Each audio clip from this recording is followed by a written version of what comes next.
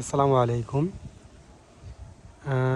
প্রথমবারের মতো আমার বাসার একটি কর্নারে ড্রাগনের চারা লাগানো হয়েছিল।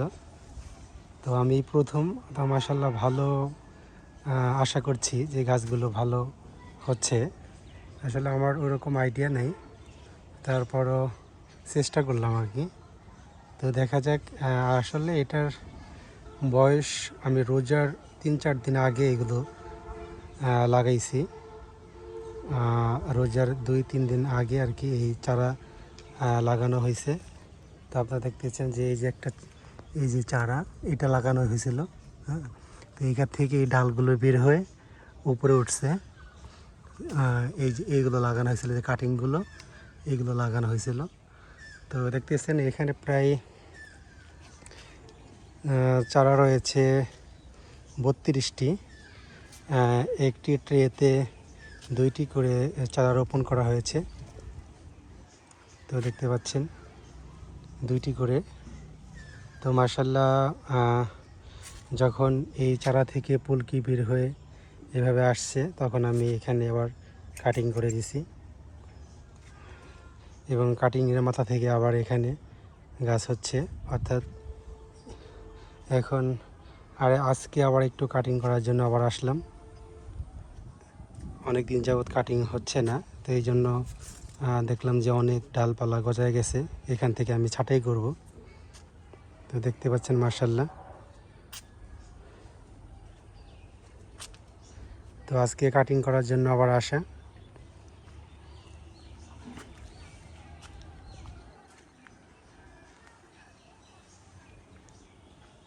একটা কাটিং করে দেখাইতে পারি। এই দেখেন, এখানে আমার প্রথমে এই গাছটাই প্রথম লাগানো হয়েছিল। তারপরে আপনার এখান থেকে ডাল বের হয়ে বড় হয়েছে। তো এই যে একটা পুলকি বের হয়েছে, এটা রাখা যাবে না, এটা কেটে ফেলতে হবে, অর্থাৎ ছাঁটাই করে দিব। তারপর এই যে একটা, এখান থেকেও একটা পুল নিচ থেকে বের হয়েছে, আবার এটাও ছাঁটাই করে দিব। আপনারা দেখতে পাচ্ছেন এই যে এটাকেও ছাঁটাই করে দিব। তো এরকম করে প্রত্যেকটা গাছই আগাছা রয়েছে, মানে যেগুলো আমাদের প্রয়োজন নেই। অর্থাৎ যেই পুলকিগুলো বের হচ্ছে ওগুলো আসলে আপনার মূল গাছটার যত মানে পুষ্টি বা যেগুলো আছে এগুলো আসলে ওরা শোষণ করে নেয়। এই জন্য ওইগুলো কাটিং করে দিলে মূল গাছটা শক্তি পায় এবং ওইখান থেকে আপনার ফল আসার সম্ভাবনা থাকে। তো দেখতে পাচ্ছেন। তো আপনারা সকলেই জানাবেন যে কেমন হলো। এবং এই দেখেন, এটা রোজার 2-3 দিন আগে লাগানো হয়েছিল এবং এখানে আর একটা পুলকি বেরিয়েছে, এটা আমি রাখবো না, এটা কেটে দিব, যেহেতু আমার মূল গাছ এখানে আমি রেখে দিছি। তো এখানে দেখা যাচ্ছে অনেকগুলো পুলকি আসছে, অর্থাৎ আমি কিছু যেগুলো মজবুত সেগুলো রেখে দেবো। যেমন এইটা মজবুত আছে, এটা রেখে দিব, এটা মজবুত রেখে দিব।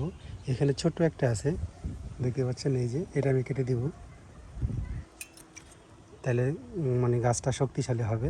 এবং এখানে আর একটা দেখতে পাচ্ছেন, এই যে এইটাও আমি কেটে দিব, এটা রাখবো না, বেশি রাখবো না, মানে যেগুলো একটু ভালো পুষ্টি ওগুলো দেখে আমি রেখে দিব। এই একটা কেটে দিচ্ছি। তো এখানে আপাতত 6টা রাখলাম, যদি এখান থেকে কিছু দুর্বল দেখি তারপর আবার পরবর্তীতে কেটে দিব। এখন আপাতত আপনাদের দেখানোর স্বার্থে কাটলাম।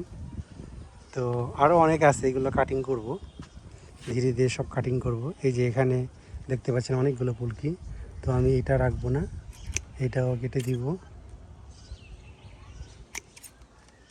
এটাও রাখবো না, এটাও কেটে দিব। তারপরে এখানে আছে ছোট 2টা, এটাও কেটে দিব। এখানে থাক যে কটা আছে, পরবর্তীতে আবার যদি কাটিং প্রয়োজন হয় কেটে দিব।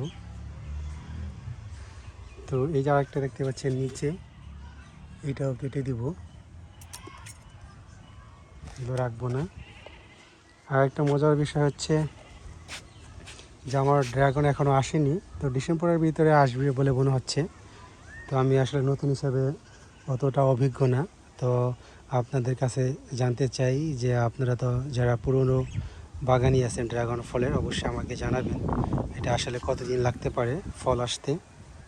আপনারা দেখতে পাচ্ছেন,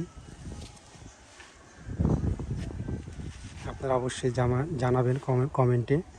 আর দেখেন আরেকটা, এই যে একটা বিষয় আমি দেখতে পাচ্ছি যে এইটাই কি মানে এটা চারা, অর্থাৎ এই চারা থেকে আমি ডাল রেখেছি, কিন্তু এই চারা থেকে আবার দেখা যাচ্ছে পুলকি বের হচ্ছে, কিন্তু এটা আমার কাছে মনে হচ্ছে যে এই পুলকিটা হয়তো বা ড্রাগন ফল হইতে পারে, আমি জানি না।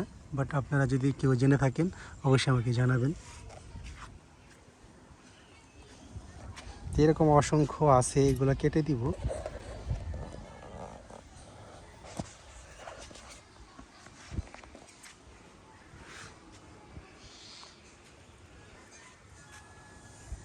এরকম অসংখ্য আছে, এগুলা ছাঁটাই করে দিব। যেমন এই যে আগাছা, আরেকটা আগাছা বলতে পুলকে, যেগুলো মানে পুষ্টি কম পেয়েছে ওইগুলো কেটে দিব, যেগুলো পুষ্টি একটু বেশি ওগুলো রেখে দিব।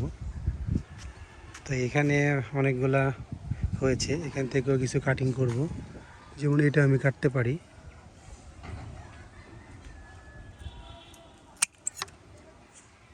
এটা কাটিং করে দিলাম। তারপর এটাও আমি কাটতে পারি মেবি,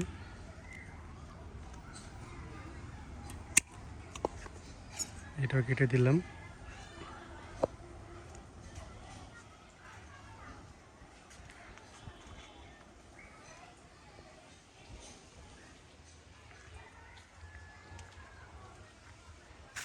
এখানে অসংখ্য আছে।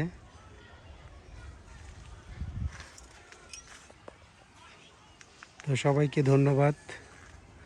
আপনারা সকলেই জানাবেন আমার ড্রাগন, এই ছোট একটি বাগান ড্রাগনের কেমন হলো, সবাই জানাবেন এবং কমেন্ট করবেন যে আসলে আমার কি ভুল আছে।